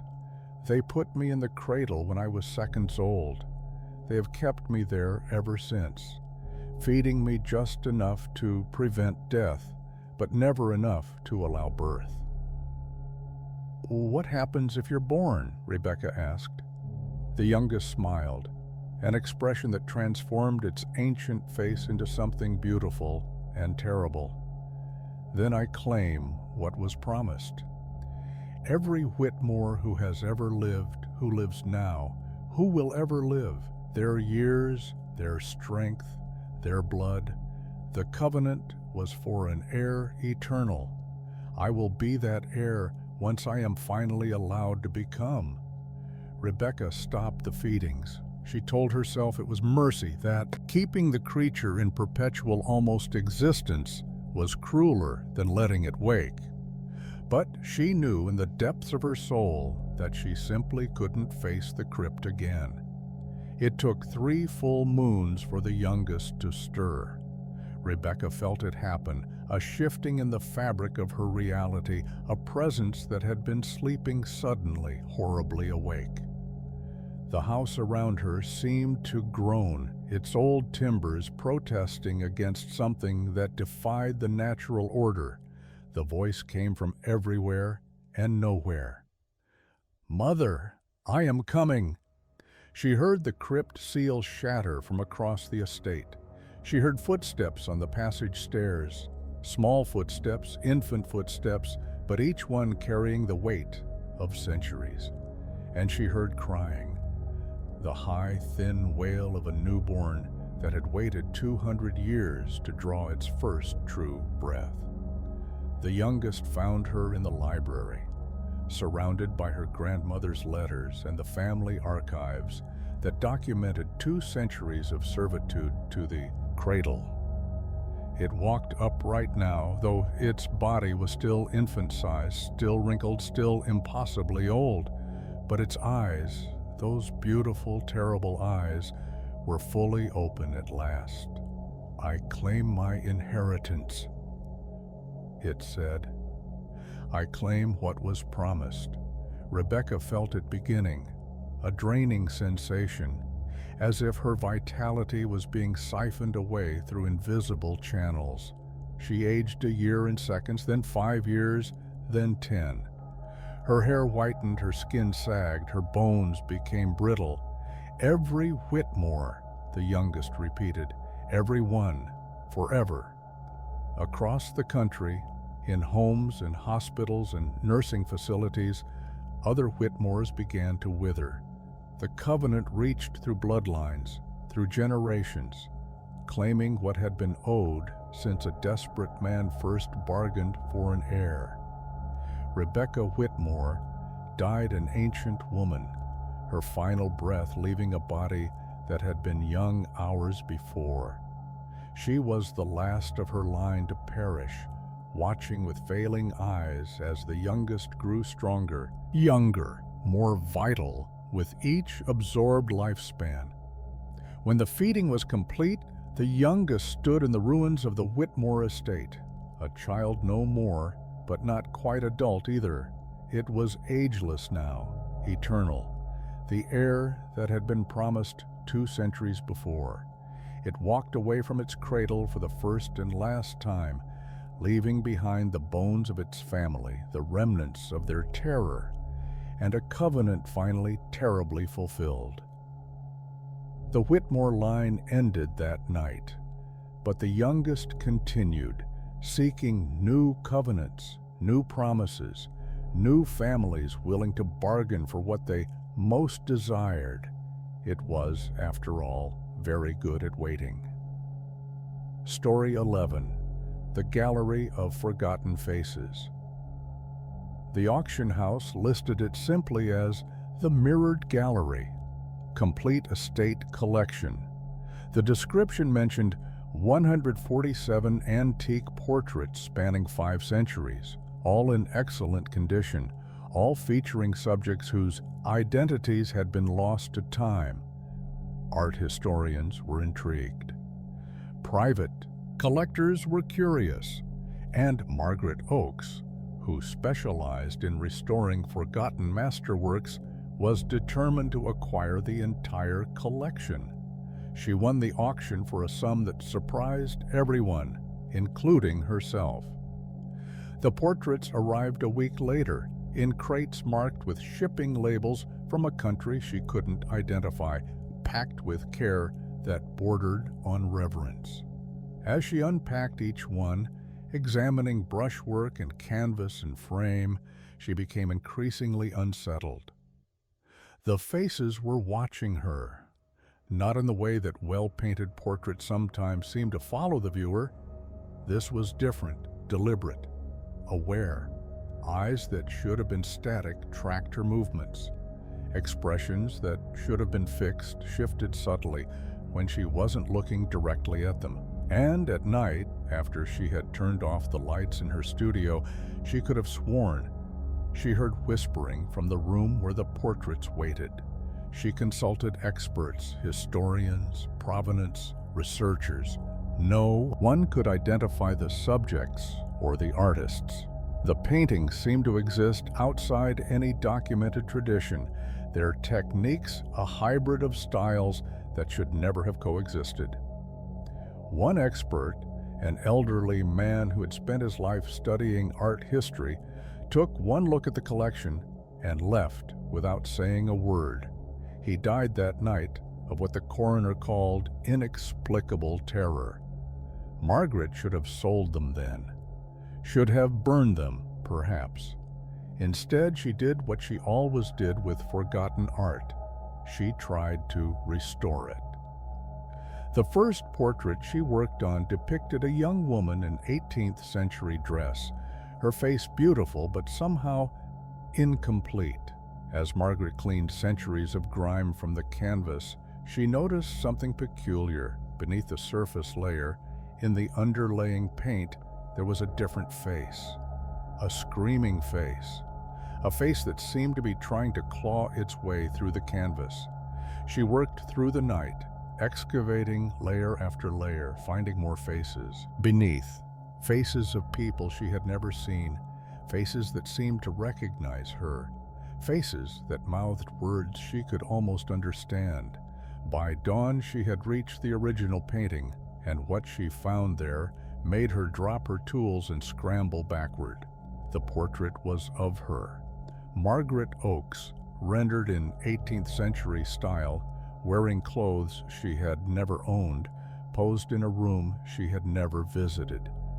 But her eyes in the painting were empty, not painted, just absent, as if waiting to be filled.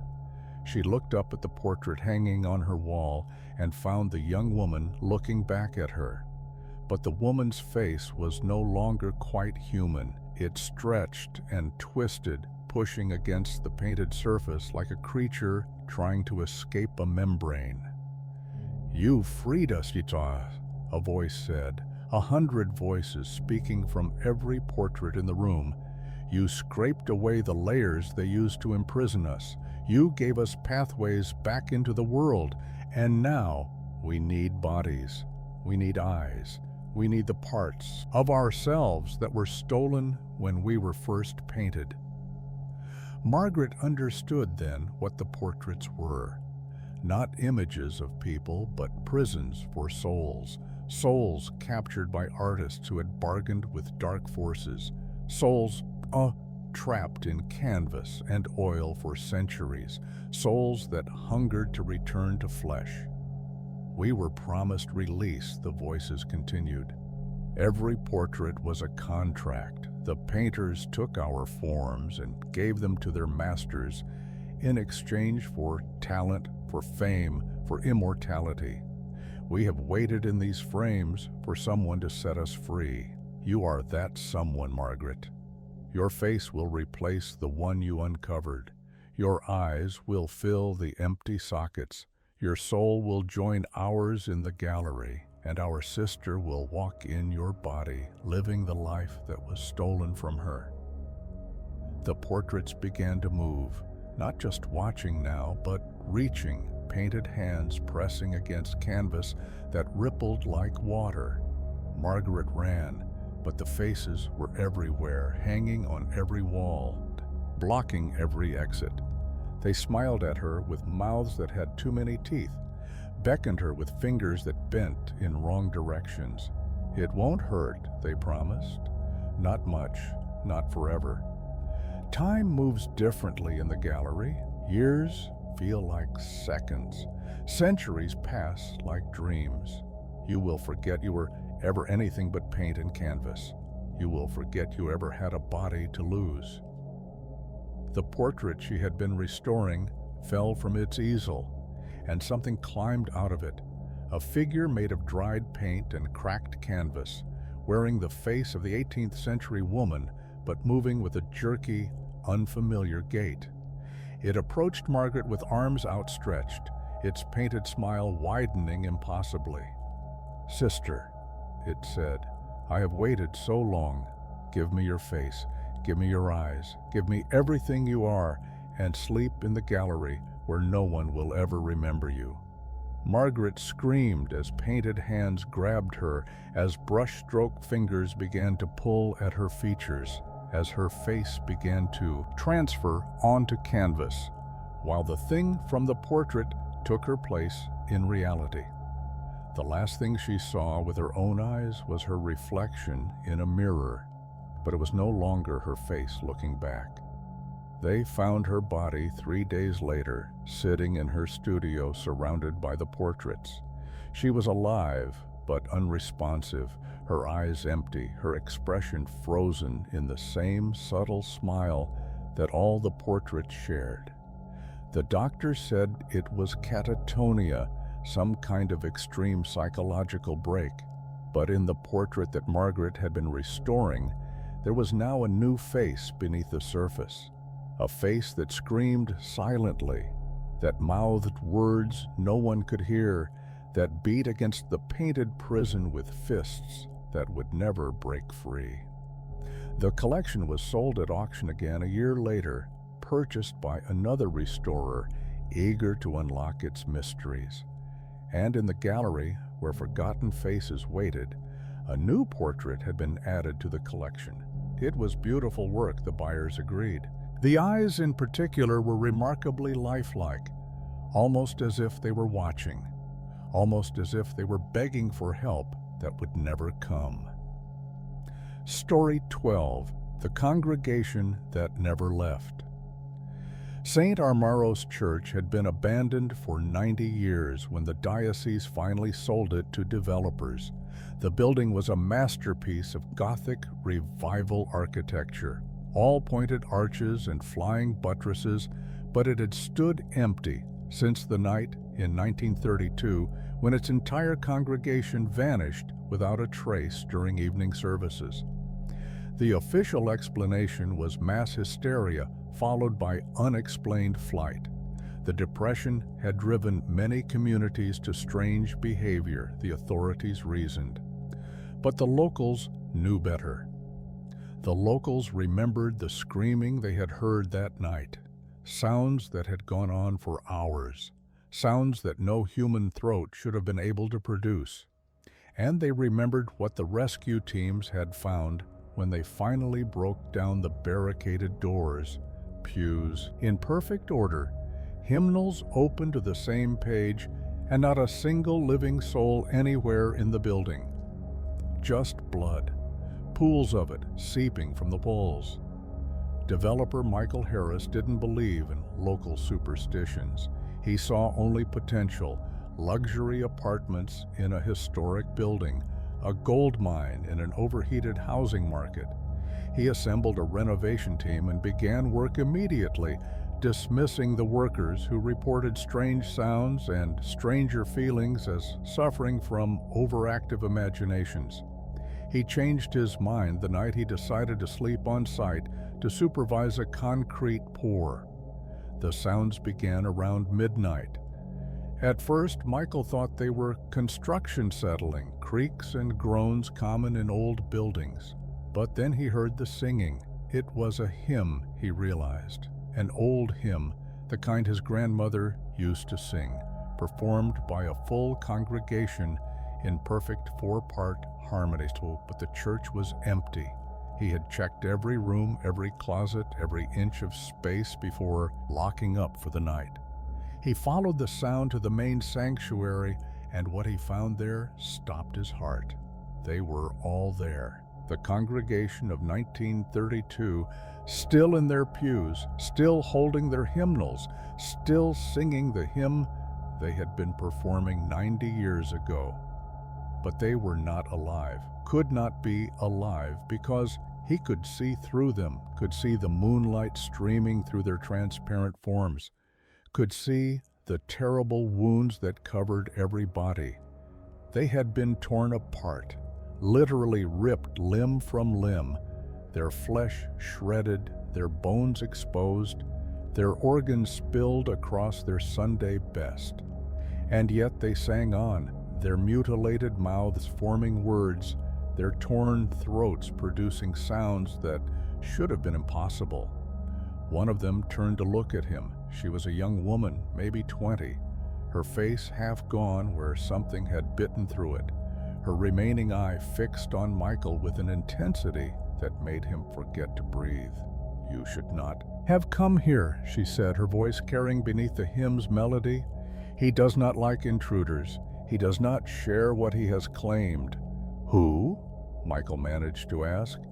The congregation fell silent, a silence more terrible than their singing had been, and from the altar, from the darkness that had gathered there like something alive, a voice spoke. "I am the one who was summoned." The darkness moved. It unfolded from the altar like a flower blooming in reverse, revealing a form that Michael's mind refused to process. Too many eyes, too many mouths. A body that seemed to exist in more dimensions than space allowed, and at its core, a hunger so vast it made the universe feel small. "The congregation called to me in their desperation," the thing continued. "They were promised salvation. They received eternity. They sing to me now, forever and ever, world without end." The congregation resumed their hymn, their ghostly voices rising in praise of the thing that had devoured them. "And now you have come, another offering, another voice for the chorus." Michael ran. He made it to the door before the darkness caught him. Tendrils of nothing wrapping around his legs, pulling him back toward the altar. The congregation watched as he was dragged past their pews, their transparent faces showing expressions that might have been pity or envy or something beyond human emotion. "Join us," the young woman said. "It hurts less if you don't fight. After the first few years, you stop remembering what it felt like to be whole.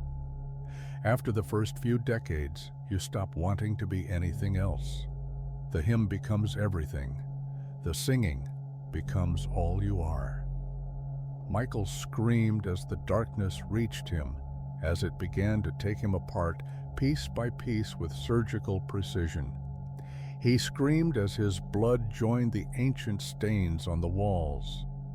He screamed as his voice joined the eternal chorus, adding a new harmony to a song that had been playing for 90 years. He would scream for much longer than that. The construction company found his car the next morning, still parked outside the church. They found his tools, his blueprints, his half-drunk coffee. They did not find Michael Harris, and after the police investigation went nowhere, they did not look very hard. The development project was abandoned. The church was sealed again, its doors reinforced, its windows bricked up. The diocese sold the land to a company that built a parking garage over the site, burying St. Armaros beneath tons of concrete. But late at night, when the parking garage was empty and the city was quiet, some people claimed they could still hear singing. Old hymns performed by a congregation that no one could see, rising from the earth itself. And if they listened very carefully, they might hear the newest voice in the chorus, a voice that was still learning the melody, still adapting to its eternal role, still screaming beneath the song. The hymn, after all, never ended. The congregation never left, and the thing that had claimed them was always hungry for more. Story 13, The Things They Brought Back. The expedition returned from Antarctica in 1937 with samples, photographs, and stories that none of them would ever tell. The official report listed the mission as a failure. No valuable mineral deposits found, no scientific breakthroughs achieved, 3 team members lost to the ice. The unofficial report classified at the highest levels of government security, told a different story. Dr. Edward Marsh kept his own record. He wrote in a journal bound in leather from an animal that had gone extinct before humans evolved, using ink that he had synthesized from compounds he had found in a cavern beneath the ice. The journal was meant to be a warning for future generations, but he knew that warnings rarely worked. Curiosity, he had learned, was stronger than fear. "We found the city on day 47, he wrote. It was beneath the ice shelf, preserved in a state of impossible perfection. The architecture predated any human civilization by millions of years. Structures that made Egyptian pyramids look like children's toys, arranged according to geometries that violated every principle of terrestrial physics. We should have sealed it then. We should have buried it so deeply that no one would ever find it again." Instead, they had explored. The city was not empty. The beings who had built it were still there, frozen in poses of daily life like insects in amber. They were not human, not remotely human, but they had been intelligent. Their art depicted scenes of cosmic scope, wars fought between stars, journeys across distances that light itself would take eons to traverse, and at the center of everything, something they had worshipped or feared, or both. The sleeper, Dr. Marsh called it. A being so vast that the city itself was merely its resting place. A being that dreamed in frequencies that human minds could barely detect.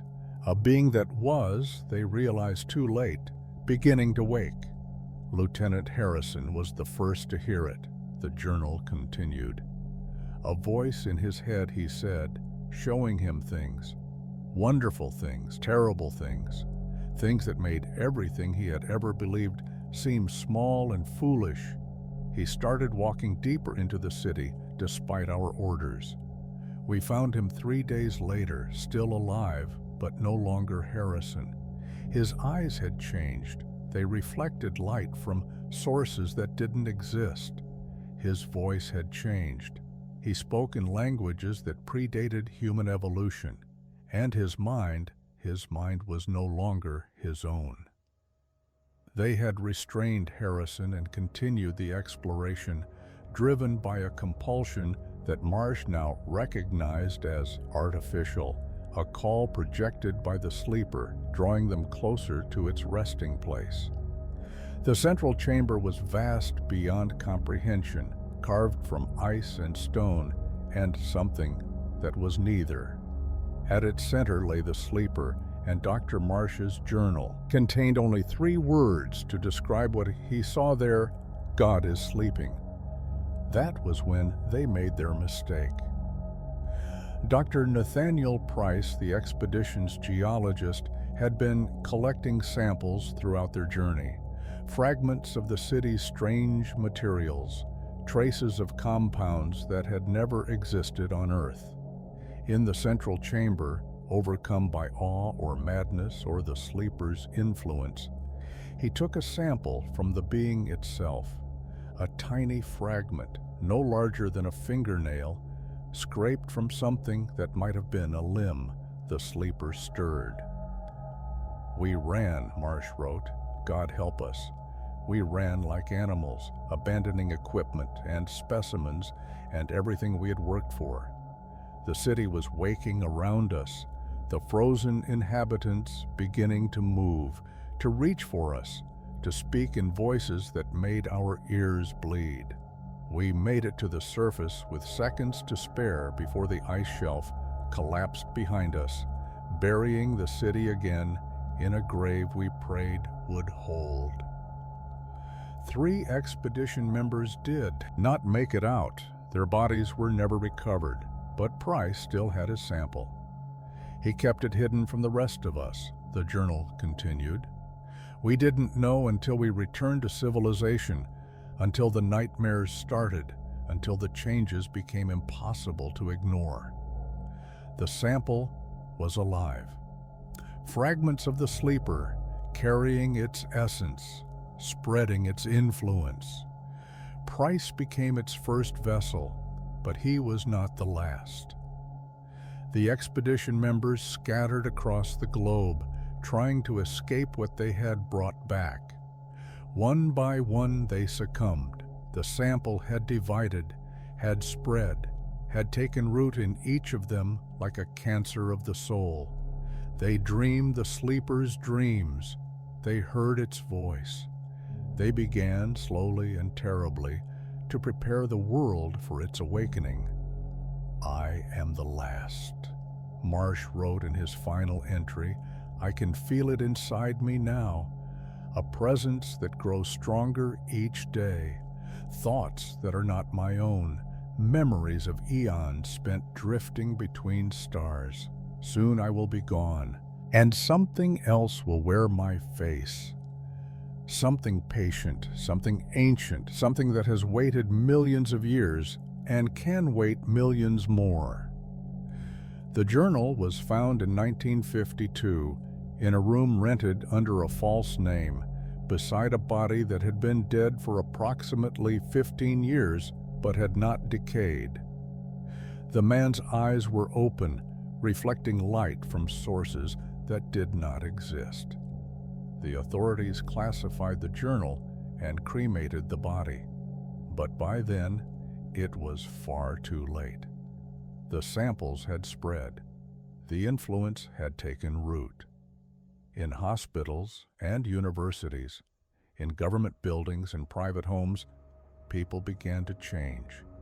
Their eyes reflected impossible light. Their voices carried harmonics no human throat could produce. And in their dreams, they saw the city beneath the ice, the sleeper in its eternal rest. And they understood that their purpose was to ensure it did not sleep forever. The expedition brought something back from Antarctica in 1937, something that is still spreading, something that is preparing the way, and somewhere beneath the ice, in a city that predates humanity by millions of years, something vast is dreaming of the day it will finally wake. That day, Dr. Marsh's journal warns, is coming, and when it arrives, humanity will learn what it means to be truly small. Story 14, The Last Memory of Ashford House.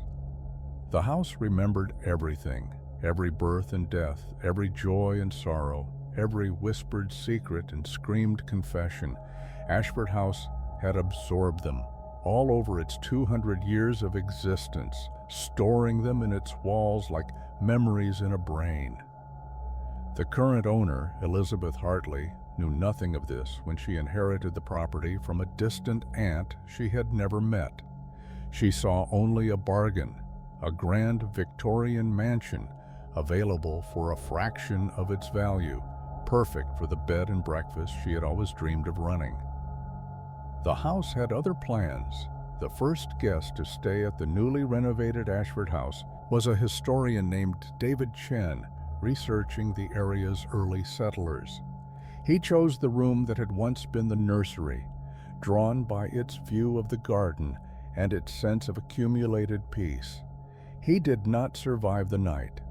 The maid found him the next morning, his face frozen in an expression of transcendent horror, his hair turned white. His heart stopped in a moment of perfect terror. The coroner attributed his death to cardiac arrest, but he couldn't explain the words David had written on the walls in his own blood. I saw, I remember. Elizabeth wanted to close the house, wanted to run from whatever had killed her guest, but she found that she couldn't leave. The house wouldn't let her. Every time she tried to walk out the front door, she found herself instead climbing the stairs to the nursery, drawn by a compulsion that felt like remembering. In the nursery, she began to understand. The house showed her its memories, not through visions or dreams, but through direct experience. She lived each moment as if it were her own, feeling what the original participants had felt, knowing what they had known. She was Margaret Ashford, giving birth to her first child in 1823, feeling both the agony and the joy. She was William Ashford, hanging himself in the attic in 1847, feeling the rope tighten and the light fade. She was Clara Ashford, sealing her infant in the walls to hide her shame in 1889, feeling the small hands that beat against the brick until they stopped. Memory after memory, life after life, the house poured its contents into Elizabeth's consciousness. She experienced 2 centuries of human existence compressed into hours, every resident's most private moments laid bare before her. And then the house showed her the truth.